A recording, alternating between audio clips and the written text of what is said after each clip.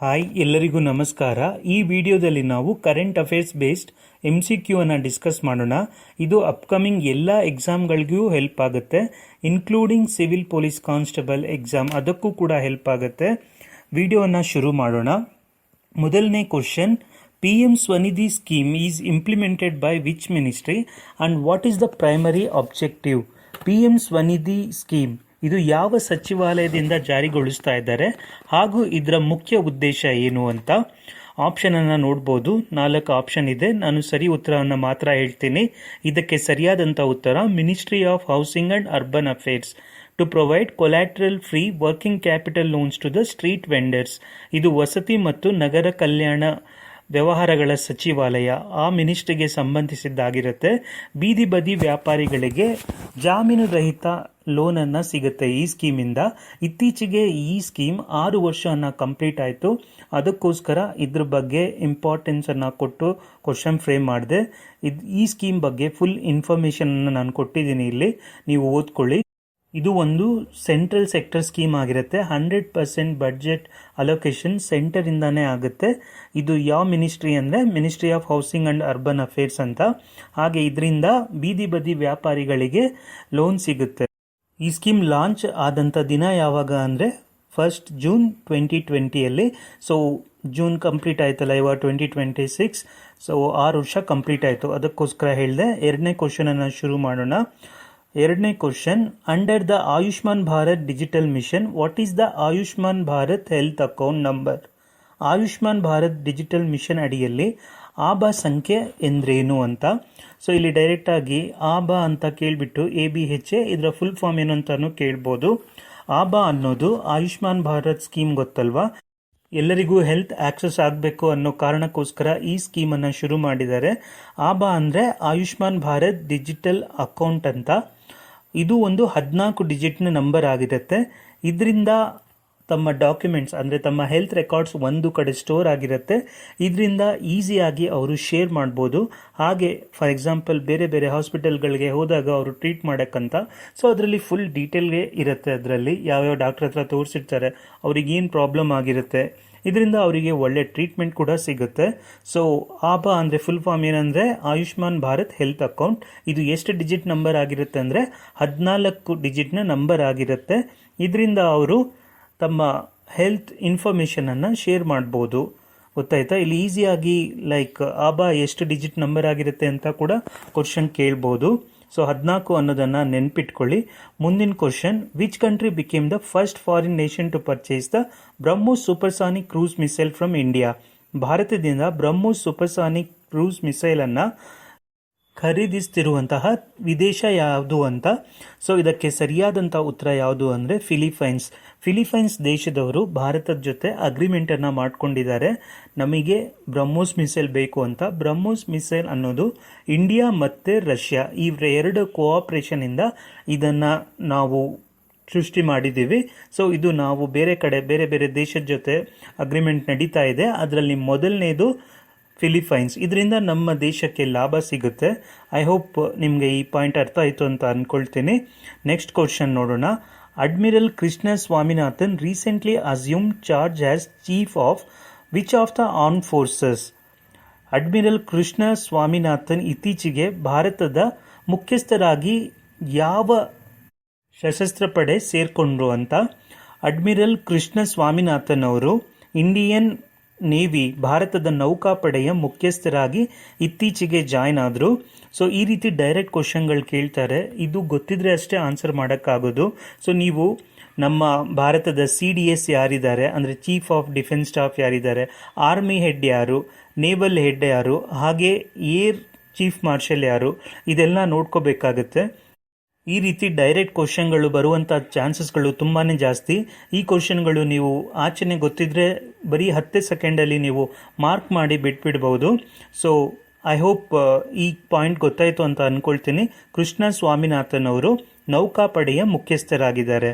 Screen ಮೇಲೆ ಕಾಣಿಸ್ತಾ ಇದೆ ಆರ್ಮಿ ಹೆಡ್ ಯಾರು, ಹಾಗೆ CDS ಏರ್ ಸ್ಟಾಫ್ ಅದಕ್ಕೆ ಯಾರು ಅಂದರೆ ವಾಯುಸೇನೆ, ನೌಕಾಸೇನೆ, ಭೂಸೇನೆ, ಇದ್ರದ್ದೆಲ್ಲ ಹೆಡ್ ಯಾರು ಅಂತ ಕೊಟ್ಟಿದ್ದೀನಿ, ನೋಡ್ಕೊಳ್ಳಿ. ಮುಂದಿನ question, what is A blue Moon? Blue Moon ಅಂದರೆ ಏನು ಅಂತ. ಬ್ಲೂ ಮೂನ್ ಅನ್ನೋದು ಒಂದು ನಿರ್ದಿಷ್ಟ ಅವಧಿಯಲ್ಲಿ ಹೆಚ್ಚುವರಿಯಾಗಿ ಸಂಭವಿಸುವಂತಹ ಅಪರೂಪದ ಹುಣ್ಣಿಮೆ.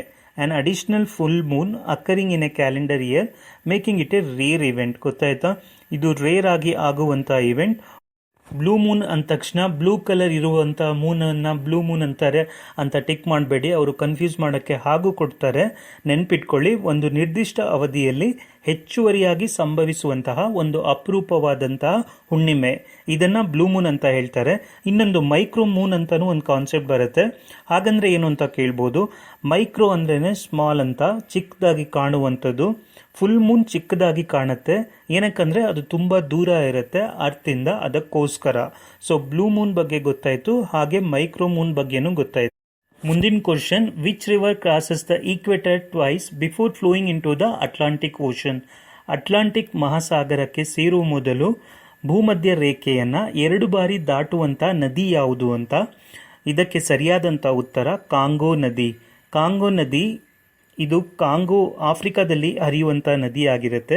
ಇದು ಈಕ್ವೆಟರ್ ಅಂದರೆ ಪ್ರಪಂಚದಲ್ಲಿ ಮಧ್ಯ ಭಾಗದಲ್ಲಿ ಒಂದು ಲೈನನ್ನು ಡ್ರಾ ಮಾಡ್ತಾರಲ್ಲ, ಅದನ್ನು ಈಕ್ವೆಟರ್ ಅಂತ ಹೇಳ್ತಾರೆ. ಸೊ ಅದನ್ನು 2 ಬಾರಿ ಕ್ರಾಸ್ ಮಾಡುತ್ತೆ ಇದು. ಗೊತ್ತಾಯ್ತಾ, ಇದು ಕಾಂಗೋ ನದಿ ಎಲ್ಲಿಗೆ ಸೇರುತ್ತೆ ಅಂತಲೂ ಕ್ವಶನ್ ಕೇಳ್ಬೋದು. ಇದು ಅಟ್ಲಾಂಟಿಕ್ ಮಹಾಸಾಗರಕ್ಕೆ ಸೇರುವಂತಹ ನದಿಯಾಗಿರುತ್ತೆ. ಕಾಂಗೋ ನದಿ ಅನ್ನೋದು 2ನೇ ಲಾರ್ಜೆಸ್ಟ್ ರಿವರ್ ಬೇಸನ್ ಆಗಿರುತ್ತೆ. ಮೊದಲನೇದು ಅಮೆಜಾನ್ ರಿವರ್ ಬೇಸನ್, 2ನೇದು ಬಂದು Congo river basin. So Congo river ಬಗ್ಗೆ ತಿಳ್ಕೊಂಡ್ರಿ, ಇದು ಅಟ್ಲಾಂಟಿಕ್ ಓಷನ್ನಿಗೆ ಸೇರುತ್ತೆ. ಹಾಗೆಯೇ ಇದು ಆಫ್ರಿಕಾದಲ್ಲಿ ಇರುವಂತಹ ನದಿ, ಹಾಗೆ ಇದು 2ನೇ ಲಾರ್ಜೆಸ್ಟ್ ಬೇಸನ್ ಅನ್ನು ಹೊಂದಿರುವಂತಹ ನದಿ ಅಂತ. ಮತ್ತೆ ಮುಂದಿನ ಕ್ವಶನ್ ಅನ್ನು ನೋಡೋಣ. Ituri, which was recently in the news due to Ebola outbreak, is a province of which country and Ebola is caused by which group of microbes? Recently, Ituri ಅನ್ನೋ ಜಾಗದಲ್ಲಿ ಎಬೋಲಾ ಸ್ಫೋಟಿಸ್ತು. ಸೊ ಇದು ಯಾವ ಜಾಗದಲ್ಲಿದೆ, ಹಾಗೆ Ebola ಯಾವ ಸೂಕ್ಷ್ಮಾಣು ಜೀವಿನ ಯಾವ ಗುಂಪಿಂದ ಬರುತ್ತೆ ಅನ್ನೋ ಕ್ವಶನ್ ಅಲ್ಲಿ ಕೇಳ್ತಾ ಇದ್ದಾರೆ. ಇಟೂರಿ ಅನ್ನೋದು ಡೆಮೊಕ್ರೆಟಿಕ್ ರಿಪಬ್ಲಿಕ್ ಆಫ್ ಕಾಂಗೋ, ಈ ದೇಶದಲ್ಲಿ ಇರುವಂತಹ ಒಂದು ಜಾಗ. ಹಾಗೆ ಎಬೋಲಾ ಅನ್ನುವಂಥದ್ದು ವೈರಸ್ ಇಂದ ಬರುವಂಥ ರೋಗ ಆಗಿರುತ್ತೆ. ಸೊ ಇದಕ್ಕೆ ಸರಿಯಾದಂಥ ಉತ್ತರ option B, democratic republic of Congo and virus ಇಂದ ಬರುವಂತಹ ರೋಗ ಯಾವುದು ಅಂದರೆ ಎಬೋಲಾ. ಕ್ವಶನ್ ಅನ್ನು ನಾನು ಇಂಗ್ಲೀಷಲ್ಲೂ ಕೊಡ್ತಾ ಇದ್ದೀನಿ, ಕೆಳಗೆ ಕನ್ನಡದಲ್ಲಿರುತ್ತೆ. ಇಂಗ್ಲೀಷ್ ಕ್ವಶನ್ ಅನ್ನು ನೋಡಿ, ಏನಕ್ಕಂದ್ರೆ ಇನ್ ಕೇಸ್ ಕನ್ನಡದಲ್ಲಿ ಏನಾದರೂ ತಪ್ಪಾಗಿದ್ರೆ ಇಂಗ್ಲೀಷ್ ವರ್ಷನ್ ಆಫ್ ಕ್ವಶನ್ ಅನ್ನೇ ಕನ್ಸಿಡರ್ ಮಾಡ್ತಾರೆ. ಇತ್ತೀಚೆಗೆ KS ಎಕ್ಸಾಮಲ್ಲಿ ಆದಂಥ ಇನ್ಸಿಡೆಂಟ್ಗಳ ಬಗ್ಗೆ ಗೊತ್ತಿದೆ ಅಂತ ಅಂದ್ಕೊಳ್ತೀನಿ. ಸೊ ಅದಕ್ಕೋಸ್ಕರ ಕ್ವಶನನ್ನು ಇಂಗ್ಲೀಷಲ್ಲೂ ಓದಿ ಹಾಗೆ ಕನ್ನಡದಲ್ಲೇ ಸಾಲ್ವ್ ಮಾಡೋರು ಸಾಲ್ವ್ ಮಾಡಿ ಅಂತ ಹೇಳ್ತೀನಿ. ಹಾಗೆ ಮುಂದಿನ ಕ್ವಶನನ್ನು ನೋಡೋಣ. ಪ್ರಾಜೆಕ್ಟ್ ಉದಯಕ್ recently seen in the news is associated with which organisation.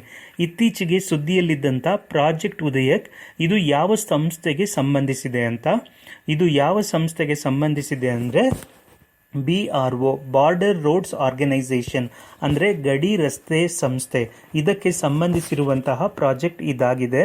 ಇವರು ಏನು ಮಾಡ್ತಾರಂದರೆ ಬಾರ್ಡರಲ್ಲಿ ರೋಡನ್ನು ಕನ್ಸ್ಟ್ರಕ್ಷನ್ ಮಾಡ್ತಾರೆ. ಅಂದರೆ ನಮ್ಮ ದೇಶದ ಬಾರ್ಡರ್ ರಾಜ್ಯಗಳಲ್ಲಿ ಅವರಿಗೆ ಸರಿಯಾದಂತಹ ಒಂದು ಓಡಾಡೋಕ್ಕೆ ಏನು ಪ್ರಾಬ್ಲಮ್ ಆಗಬಾರ್ದು, ಟೈಮಲ್ಲಿ ಅವರಿಗೆ ಎಲ್ಲ ಸಿಗಬೇಕು ವಸ್ತುಗಳು, ಇದರಿಂದ ಮತ್ತು ಸೆಕ್ಯೂರಿಟಿಗೂ ಏನು ಪ್ರಾಬ್ಲಮ್ ಆಗಬಾರ್ದು ನಮ್ಮ ದೇಶಕ್ಕೆ. ಸೊ ಅದಕ್ಕೋಸ್ಕರ ಪ್ರಾಜೆಕ್ಟ್ ಉದಯಕ್ ಅನ್ನುವಂಥದ್ದು ಬಾರ್ಡರ್ ರೋಡ್ ಆರ್ಗನೈಸೇಷನ್, ಗಡಿ ರಸ್ತೆ ಸಂಸ್ಥೆಗೆ ಸಂಬಂಧಿಸಿರುವಂತಹ ಒಂದು ಪ್ರಾಜೆಕ್ಟ್ ಇದಾಗಿದೆ. ಇದನ್ನು ನಾರ್ತ್ ಈಸ್ಟ್ ಇಂಡಿಯಾ ಅಂದರೆ ಪೂರ್ವ ಭಾಗದ ರೀಜನಲ್ಲಿ ಇದನ್ನು ಕನ್ಸ್ಟ್ರಕ್ಟ್ ಮಾಡ್ತಾರೆ BRO ಅವರು. ಐ ಹೋಪ್ ಪ್ರಾಜೆಕ್ಟ್ ಉದಯಕ್ ಬಗ್ಗೆ ಗೊತ್ತಾಯಿತು ಅಂತ ಅಂದ್ಕೊಳ್ತೀನಿ. ನೆಕ್ಸ್ಟ್ ಕ್ವಶನ್ ಅನ್ನು ನೋಡೋಣ. The right to be forgotten is considered as a part of fundamental right under the which article of Indian constitution. ಮರೆತು ಹೋಗುವ ಹಕ್ಕು ಭಾರತದ ಸಂವಿಧಾನದ ಯಾವ ಮೂಲಭೂತ ಹಕ್ಕಿನ ಭಾಗವೆಂದು ಪರಿಗಣಿಸಲಾಗಿದೆ ಅಂತ. ಇದಕ್ಕೆ ಸರಿಯಾದಂತಹ ಉತ್ತರ ಆಪ್ಷನ್ ಸಿ, ರೈಟ್ ಟು ಪ್ರೈವಸಿಯಲ್ಲಿ ಆರ್ಟಿಕಲ್ 21ರ ಅಡಿಯಲ್ಲಿ ಮರೆತು ಹೋಗುವ ಹಕ್ಕನ್ನು ಮೂಲಭೂತ ಹಕ್ಕಿನ ಒಂದು ಭಾಗ ಅಂತ ಕನ್ಸಿಡರ್ ಮಾಡ್ತಾ ಇದ್ದಾರೆ. ಅಂದರೆ ಫಾರ್ ಎಕ್ಸಾಂಪಲ್, ಇವಾಗ ಯಾರ್ದಾದ್ರೂ ಒಬ್ಬರು ಕ್ರೈಮ್ ಮಾಡಿದ್ದಾರೆ ಅಂತ ಅಂದ್ಕೊಳ್ಳಿ, ಅದರ ರಿಲೇಟೆಡ್ ಇನ್ಫಾರ್ಮೇಷನ್ ಎಲ್ಲ ವೆಬ್ಸೈಟಲ್ಲಿ ಹಾಕಿರ್ತಾರೆ. ಈಗ ಅವ್ರಿಗೆ ಏನು ಚಾರ್ಜ್ ಕೊಟ್ಟಿರ್ತಾರೆ ಅಂದರೆ ಅವರಿಗೆ ಕೋರ್ಟಿಂದ ಏನು ಶಿಕ್ಷೆ ಆಗಿರುತ್ತೆ ಅದೆಲ್ಲ ಆಯಿತು ಅಂತ ಅಂದ್ಕೊಳ್ಳಿ. ಸೊ ಅದನ್ನು ನೆಕ್ಸ್ಟು ಅವರು ಎಲ್ಲ ಶಿಕ್ಷೆಯನ್ನು ಅನುಭವಿಸಿದ್ದಾರೆ. ಆದರೂ ಅವರ ವೆಬ್ಸೈಟಲ್ಲಿ ಆ ಡೀಟೇಲ್ಗಳೆಲ್ಲ ಇರುತ್ತೆ. ಇದರಿಂದ ಅವರ ಇಮೇಜ್ ಡ್ಯಾಮೇಜ್ ಆಗುತ್ತೆ. ಅದಕ್ಕೋಸ್ಕರ ಅಂಥದ್ದು ಇದನ್ನು ಇನ್ಫಾರ್ಮೇಷನನ್ನು ನೀವು ರಿಮೂವ್ ಮಾಡಬೇಕು ಅನ್ನೋದಕ್ಕೆ ಸಂಬಂಧಿಸಿರುವಂತಹ ಹಕ್ಕು ಇದಾಗಿರುತ್ತೆ, ರೈಟ್ ಟು ಬಿ ಫರ್ಗ್ಯಾಟನ್ ಅಂತ. ಇದು ಯಾವ ಆರ್ಟಿಕಲ್ ಅಂಡರಲ್ಲಿ ಬರುತ್ತೆ ಅಂದರೆ right to privacy under article 21 ಅಂದರೆ ಗೌಪ್ಯತೆಯ ಹಕ್ಕು, ಇದರ ಅಡಿಯಲ್ಲಿ ಬರುತ್ತೆ. ಮುಂದಿನ ಕ್ವಶನ್ ಅನ್ನು ನೋಡೋಣ. The Kalapani Limpiyadhura Lipulekh region, often seen in the news due to the border dispute lies between India and which neighboring country? ಗಡಿ ವಿವಾದಗಳಿಂದ ಸುದ್ದಿಯಲ್ಲಿರುವಂಥ ಕಾಲಾಪಾನಿ, ಲಿಂಪಿಯಾದುರಾ ಹಾಗೆ ಲಿಪುಲೇಕ್ ಪ್ರದೇಶ ಭಾರತ ಮತ್ತು ಯಾವ ನೆರೆಯ ದೇಶದ ನಡುವೆ ಇದೆ ಅಂತ. ಇದು ಸರಿಯಾದ ಉತ್ತರ ಯಾವುದು ಅಂದರೆ ನೇಪಾಳ. ಭಾರತ ಮತ್ತು ನೇಪಾಳ ಈ ಎರಡು ದೇಶಗಳ ನಡುವೆ ಇರುವಂತಹ ರೀಜನ್ಗಳು. ಯಾವಾಗಲೂ ನ್ಯೂಸಲ್ಲಿರುತ್ತೆ ಇದು ಡಿಸ್ಪ್ಯೂಟೆಡ್ ರೀಜನ್. ಇದು ಉತ್ತರಾಖಂಡ್ ರಾಜ್ಯದ ಹತ್ರ ಬರುತ್ತೆ. ಹೋಪ್ ಈ ಕ್ವಶನ್ ನಿಮಗೆ ಅರ್ಥ ಆಯಿತು ಅಂತ ಅಂದ್ಕೊಳ್ತೀನಿ. ಕಾಲಾಪಾನಿ, ಲಿಂಪಿಯಾದುರಾ ಹಾಗೆ ಲಿಪುಲೇಕ್ ಇದು ಭಾರತ ಮತ್ತು ನೇಪಾಳದ ನಡುವೆ ಬರುವಂತಹ ಒಂದು ಟ್ರೈ ಜಂಕ್ಷನ್ ಆಗಿರುತ್ತೆ. ಹಾಗೆ ನೇಪಾಳದಲ್ಲಿ ಈ ಭಾಗದಲ್ಲಿ ಒಟ್ಟಲ್ಲಿ ನೇಪಾಳ ಹಾಗೆ ಭಾರತದ ಮಧ್ಯೆಯಲ್ಲಿ ಮಾದೇಶೀಸ್ ಅನ್ನೋ ಒಂದು ಜನಾಂಗದವರು ಇದ್ದಾರೆ. ಸೊ ಅದನ್ನು ನೆನ್ಪಿಟ್ಕೊಳ್ಳಿ. ಈ ವಿಡಿಯೋದಲ್ಲಿ 10 ಕರೆಂಟ್ ಅಫೇರ್ಸ್ ಬೇಸ್ಡ್ ಕ್ವಶನ್ ಅನ್ನು ಡಿಸ್ಕಸ್ ಮಾಡಿದ್ವಿ. ಮುಂದಿನ ವಿಡಿಯೋಸಲ್ಲಿ ಇನ್ನೂ ಜಾಸ್ತಿ ಒಳ್ಳೆ ಕಂಟೆಂಟ್ ಬೇಸ್ಡ್ MCQ ಅನ್ನು ತಗೋಬರ್ತೀನಿ. ದಯವಿಟ್ಟು ಈ ವಿಡಿಯೋಗೆ ಲೈಕ್, ಶೇರ್, ಸಬ್ಸ್ಕ್ರೈಬ್ ಮಾಡೋದನ್ನು ಮರಿಬೇಡಿ. ಹಾಗೆ ಬೇರೆ ವಿಡಿಯೋಸ್ಗಳನ್ನು ನೋಡಿ ನಿಮಗೆ ಯಾವ ರೀತಿ ವಿಡಿಯೋಸ್ ಬೇಕು ಅಂತ ಕಮೆಂಟಲ್ಲಿ ಮೆನ್ಷನ್ ಮಾಡಿ. ಎಲ್ಲರಿಗೂ ಧನ್ಯವಾದಗಳು.